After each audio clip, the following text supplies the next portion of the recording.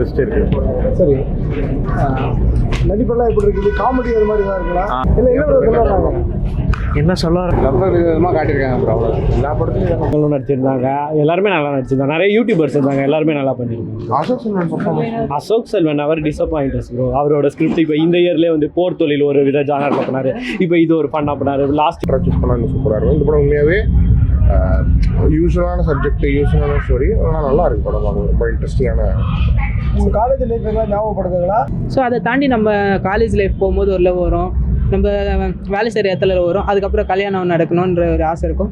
So இதெல்லாம் travel பண்ணி அவன் லைஃப்பில் என்ன நடக்குது யாராவது ஒருத்தர் அந்த மாதிரி முடியும். ஆனால் இந்த படம் வந்து பார்த்தீங்கன்னா எந்த மியூசிக் சூப்பராக இருந்தது. ஓமை கடவுளை பண்ண லியான் ஜேம்ஸ் தான் பண்ணியிருந்தாரு. வேறு லெவலில் இருக்குது. படம் பார்த்தா ஸ்கூல் டைமோட காமெடி அந்த மாதிரி காமெடி நல்லா இருக்கு. ஸ்கூல் லைஃப், காலேஜ் லைஃப் அப்படி கொண்டு போயிட்டு ஒரு ரியல் லவ் பண்ணால் அது எப்படியோ யூனிவர்ஸை சேர்த்து வைக்கும் அப்படின்னு சொல்கிறாங்க.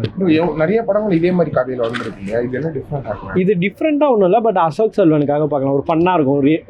எல்லா படத்துலையும் அதே காமெடியாக வச்சிருக்க மாட்டாங்களா? இவங்க வந்து இவங்களுக்குள்ளே இருக்க அந்த டைம் ஜோன்லாம் எப்படி இருக்குது அப்படின்னு சொல்லி இது பண்ணியிருப்பாங்க.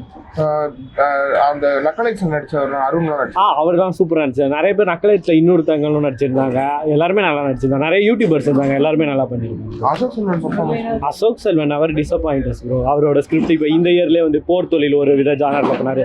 இப்போ இல்லை என்ன சொல்லுறாங்க? என்ன சொல்ல வராங்கன்னா தெரியல.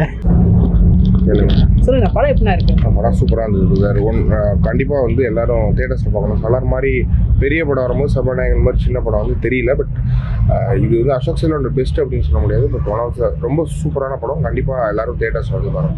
இப்போ அசோக் செல்வன் வந்து இதுக்கு முன்னாடி வந்த ஒரு படமும் சரி பயங்கர ஹிட் கொடுத்தது. ஸோ இப்போ இல்லை, அவர் வந்து ஸ்கிரிப்ட் செலெக்ஷன் சூப்பராக இருக்குது. போர் தொழிலாக இருக்கட்டும், நித்தம் ஒரு வானம், அதுக்கு முன்னாடி வந்து சில நாசர் கூட ஒரு படம் நடிச்சிருப்பாங்க. படம் பேர் பாருங்க. படம் எல்லாமே சூப்பராக இருக்கும். அவருக்கு ஸ்கிரிப்ட் செலெக்ஷன் இன்னுமே பெட்டராக இந்த மாதிரி இந்த ஸ்கிரிப்ட்ஸ்லேயே இன்னுமே பெட்டராக சூஸ் பண்ணால் இன்னும் சூப்பராக இருக்கும். இந்த படம் உண்மையாகவே யூஸ்வலான சப்ஜெக்ட், யூஸ்வலான ஸ்டோரி, ஆனால் நல்லா இருக்கு படம். ரொம்ப இன்ட்ரெஸ்டிங்கான. உங்கள் காலேஜ் லைஃப் எல்லாம் ஞாபகப்படுத்துங்களா?